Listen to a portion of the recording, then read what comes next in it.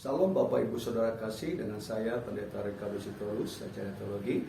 Saya akan menceritakan bagaimana saya sebagai pasien COVID bersama putri saya, Saudara kasih, kami terinfeksi COVID-19 dan tanggal 21 Oktober kami dirawat di rumah sakit, di ruang isolasi Rumah Sakit Royal Prima Medan.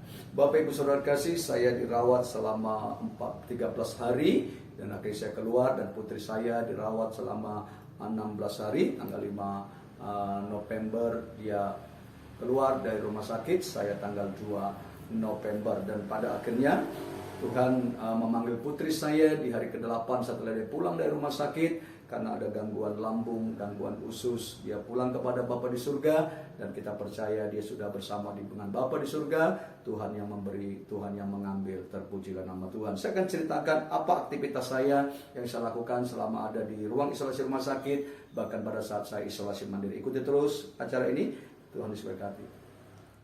Bapak Ibu Saudara kasih, ketika kita diperhadapkan dengan yang namanya virus COVID-19, pada saat saudara mungkin terbukti terinfeksi setelah swab, ada baiknya kita mengikuti anjuran pemerintah.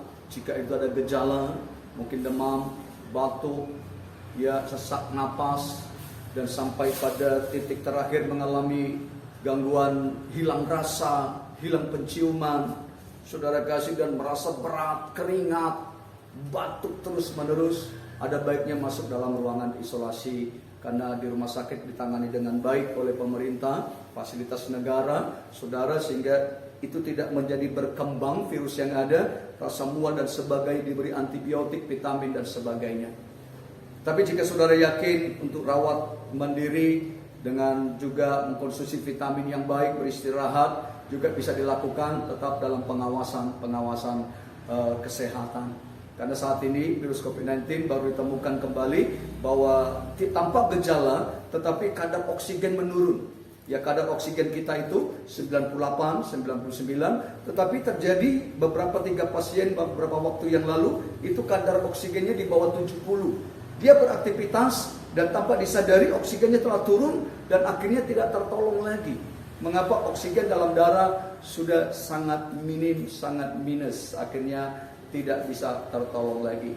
Jadi ada baiknya saudara, kalau memang ada gejala, isolasilah di rumah sakit, ditangani oleh baik dengan dokter. Tapi kalau saudara yakin bisa ditangani mandiri di rumah, juga lakukan tetap dalam pengawasan bagian kesehatan supaya kita menyikapi situasi kita bagaimana sesungguhnya. Bapak Ibu, ketika kita mendapatkan vonis dari hasil swab kita mengidap COVID-19, yang pertama, tenangkan hati. Ingat bahwa tidak ada sesuatu yang terjadi tanpa perkenanan Pencipta, tanpa Tuhan izinkan. Banyak umat Tuhan yang mengalami ini jadi stres, ketakutan dengan kematian, khawatir dan sebagainya. Sehingga pada saat dia takut, khawatir, tubuh tidak bisa memproduksi imun dengan baik. Di situ banyak yang gagal. Jadi bagaimana pada saat kita divonis COVID atau kita sedang mengalami batuk, gejala-gejala seperti COVID, demam tinggi, batuk kering, mual, keringat, hilang rasa, penciuman dan sebagainya, membuat kita takut dan bimbang. Jangan. Hadapi. Terima apa yang sedang terjadi.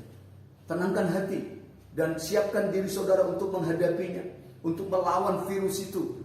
Dan tentunya dengan pertolongan dokter medis. Tetapi hati saudara tenang. Alkitab berkata, hati yang gembira adalah obat yang manjur, tapi semangat yang patah keringkan tulang. Jadi harus ada sukacita, harus gembira. Jangan takut dengan menghadapi kematian, kebimbangan, kekhawatiran, tapi hadapi dengan sukacita. Karena tidak ada sesuatu yang terjadi tanpa seizin Tuhan. Bapak Ibu, ketika saya masuk di ruang isolasi pertama kali saya ada di tempat itu, saya setelah IGD masuk dalam ruang isolasi, saya lantai 12, putri saya lantai 16, rumah sakit yang sama. Bapak Ibu Saudara kasih, yang seperti saya katakan perlu menenangkan diri. Walaupun kami berdua masuk, tapi satu keyakinan kami bahwa kami baik, bahwa Tuhan akan tolong dan percaya sepenuhnya kepada Tuhan. Terbukti kami pulang dari rumah sakit, saya hari ke-12, putri saya ke-14, 16, walaupun akhirnya Tuhan berkehendak lain, putri saya Tuhan panggil dengan gangguan lambung, tidak COVID, dan kami kebumikan di pemakaman umum. Bukan berarti yang di pemakaman COVID itu adalah sesuatu hal yang mengecewakan atau tidak baik. Semua Allah turut bekerja dalam segala sesuatu mendatangkan kebaikan. Walaupun berada dalam masyarakat kita rasanya sedih kalau kita untuk meninggal COVID tidak bisa dikunjungi dan sebagainya, benar, tidak bisa melihat hari terakhir dan sebagainya, benar, kita sangat sedih akan hal itu. Tapi kita berdoa kiranya semua teman-teman kita, hamba-hamba Tuhan, saudara kita yang mengalami Tuhan hiburkan keluarga yang ditinggalkan, kita percaya surga menjadi bagian mereka. Saudara kasih, hadapi dengan tenang. Ya, jangan khawatir, jangan bimbang, jangan ada pikiran nanti mati dan sebagainya. Tolak itu di dalam Yesus. Apa yang kami lakukan selama saya ada di ruang isolasi di rumah sakit, saudara? Saya minta disiapkan oleh keluarga istri. Ya, kami ada siapkan madu, saudara, madu hutan. Ya, saya siapkan minuman Yusribu. Saya disiapkan Bribren, saudara, minyak kayu putih, cap jago, saudara, vitamin untuk kumu, juga ada saya siapkan garam, saudara kasih, yang tentunya sanitizer selalu ada, dan juga untuk kain ini untuk udara, karena di ruang isolasi, saudara, para petugas menggunakan pakaian, sementara kita hanya masker. Jadi begitu petugas masuk, kita semprot lagi. Begitu petugas mungkin menyentuh, pada saat periksa kita ada yang disentuh, kita semprot, kita berjaga-jaga. Ya, berjaga-jaga untuk kesehatan. Apa yang saya lakukan selama ada di rumah sakit? Di rumah sakit kita dilayani dengan baik, makan 3 kali sehari, menu baik, ya, minumnya baik, dan setiap pagi, siang, malam itu selalu ada telur ayam rebus, saudara. Ya, 1 butir pagi, 1 butir siang, 1 butir malam, itu baik untuk vitamin, untuk ketahanan tubuh. Ya, menu makanannya tempe, ya, daging ayam, sop, dan sebagainya. Saudara, saya membiasakan diri, ada beberapa hal yang saya lakukan, tentunya mendapatkan informasi baik dari rekan-rekan, dari Google, ya. Apa yang pertama saya waktu itu terapkan adalah minyak kayu putih caplang. Ya, saudara, saya pergunakan setiap sebelum makan atau malam mau tidur, ya. Saya ambil dengan tisu, saudara kasih, saya bersihkan hidung saya seperti ini, saya putar, saudara, saya putar dia, saya hirup, dan saya bagian sisi kedua juga saya lakukan hal yang sama, ya, berguna untuk udara kayu putih masuk ke paru-paru, dan jika ada kuman di paru-paru dia membunuh, paling tidak menguranginya. Jadi kadang-kala saya teteskan pada air putih yang hangat, saudara, saya teteskan seperti ini, beberapa tetes, saya taruh, saya kocok, dan saya minum. Terasa segar. Dan kadang-kala pas saat air hangat, air panas, ada yang berkata diteteskan beberapa tetes, saudara, lalu dihirup udara panasnya, itu uap dari minyak kayu putih itu masuk ke atas, itu baik, ya. Dan ada juga orang menerapkan hal yang lain, dan ini juga boleh diterapkan, ya, dengan menggunakan betadine kumur, saudara kasih.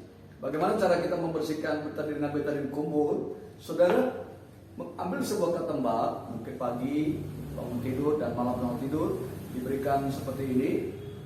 Ini juga baik, dengan ketembak kita gorek hidung kita, kita lumaskan hidung kita sampai ke bagian yang dalam, saudara. Kita beri 2 kali sampai kita masukkan ke bagian yang agak dalam selama kita tidak merasa sakit. Ini membunuh kuman-kuman yang ada di sekitar hidung, baik pada saat mungkin kita belum terkena tapi kita berjalan mungkin ke bandara atau kemanapun, ke mall, kita pulang bisa terapkan ini untuk pencegahan kesehatan. Seperti ini, ya, sampai ke bagian dalam. Ini baik untuk pembersihan, membunuh kuman-kuman yang ada di bagian hidung. Karena saudara, COVID jalurnya ada 2, saudara, dari hidung pernapasan ke paru-paru dan dari mulut. Tetapi kalau dari mulut dia masuk ke dalam perut kita, ya kita bisa minum air panas sedikit mendekati panas, kuman itu pun mati kalau dicerna oleh lambung, saudara. Itu juga tidak mampu sering kita mencret, kan itu makan obat mencret, saudara.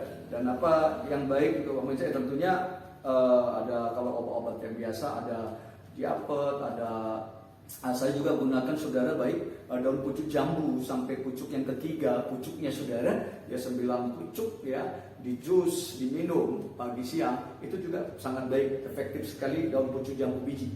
Ya itu saya lakukan. Dan yang paling terbaik dari antara dua ini saudara, betadine dan kayu putih, adalah air infus atau air garam, NaCl. Saudara kasih, bagaimana cara penggunaannya?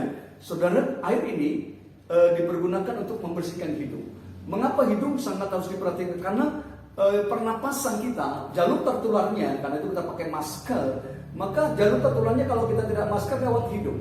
Sementara kalau lewat mulut dia masuk di dalam lambung, tenggorokan, kita minum air panas dia dicerna hilang, kita mungkin minum minyak kayu putih dan sebagainya, itu bisa beribu. Tapi untuk di paru-paru, ya ini harus kita bersihkan bagian hidung. Ada juga orang menerapkan, saya gunakan juga terapi uap. Ya saya masak air panas 2 gelas, kita beri bawang putih 3 siung, bawang merah 2 siung, serai 1 atau 2 biji, dan garam 2-3 sendok. Lalu kita panaskan itu saudara, lalu uapnya keluar, kita menggunakan masker, 2 masker tentunya. Masker yang satu kita tutup mulut, masker yang kedua kita tutup bagian hidung, kita isap uap itu dari lubang ceret itu, teko, kita hirup uap itu dari hidung, kita keluarkan dari mulut, hirup uap itu sedang panas, keluarkan dari mulut, hirup lagi, keluarkan dari hidung, lalu kita ganti, tutup masker kita di bagian mata dan bagian mulut, lalu hirup dengan hidung. Hirup dengan mulut, keluarkan dari hidung, hirup dengan mulut, keluarkan dari hidung, begitu sebaliknya. Ya, terapi uap. Saudara kasih, mengapa ini baik untuk membersihkan bagian hidung, sekitar hidung ini saudara. Ini sih tempat berkumpulnya virus itu. Ya, bagaimana caranya? Saudara kasih, ini dijual di banyak di apotek ya, NaCl, atau kita juga buat, bisa seduh dengan air garam saudara, dengan seduh dengan buat sendiri dengan setengah gelas, kita beri air garam secukupnya, tidak terlalu asin tapi mendekati asin seperti ini saudara, mungkin 1/5 sendok kita kocok, ini pun bisa. Ya kita bisa pakai kumur-kumur saudara, lalu kita buang. Kadang-kadang kumur-kumur garam ini membunuh kuman-kuman yang ada di bagian mulut. Jadi pada saat saudara batuk kering, rasa nyeri, kumur-kumur dengan garam itu akan membuat segar. Ya. Bagaimana cara membersihkan bagian hidung? Saudara, ada dijual alatnya, yaitu alat suntik seperti ini, ukuran agak besar. Saudara kasih, bisa dari air garam yang kita buat kalau kita sulit mendapatkan infus. Ya, air garam yang kita buat tadi dengan 1/4 sendok dengan setengah gelas, kita boleh sedot seperti ini saudara. Kita sedot dari air garam ini mungkin sampai dia kadar katakanlah 15 atau 20 cc. Lalu saudara, kita masukkan ke dalam hidung sebelah kanan kita, hidung sebelah kanan. Kita bernapas dari mulut, hidung sebelah kanan. Lalu kita tekan dengan cepat bagian bawah ini, sehingga air dari garam ini masuk ke dalam hidung dan dia akan keluar lewat sebelah kiri. Ya, dia disemprotkan, dia akan keluar dari kiri. Ini membersihkan bagian ingus atau apapun kotoran-kotoran yang ada di hidung. Dia keluar dari sebelah sini. Lakukan 2 kali. Lalu saudara, dia disemprot dengan kecepatan tinggi seperti ini. Nah, pada saat kecepatannya itu tinggi, dia akan mendorong. Dia tidak keluar dari sebelah sini, tapi keluar dari kiri. Begitu sebaliknya, seperti ini kalau kita ambil dari infus, tusuklah lubang infus ini dengan mungkin paku kecil atau sendok garpu, sudah tusuklah dia supaya tidak ada kuman masuk. Nah, kita bisa gunakan setelah ditusuk, tetap air tidak keluar karena dia karet. Kita ada saat kita mau pakai, kita tusukkanlah jarum kita ini. Nah seperti ini, dia sudah masuk. Kita sedot sampai 15 cc. Ini asin, kata NaCl. Lalu kita semprotkan ke bagian hidungnya sebelah dengan kecepatan kencang. Dengan cepat, dia akan keluar lewat hidung sini. Ya, dia akan keluar. Saya akan lakukan, tidak apa-apa, agak kotor seperti ini, saudara.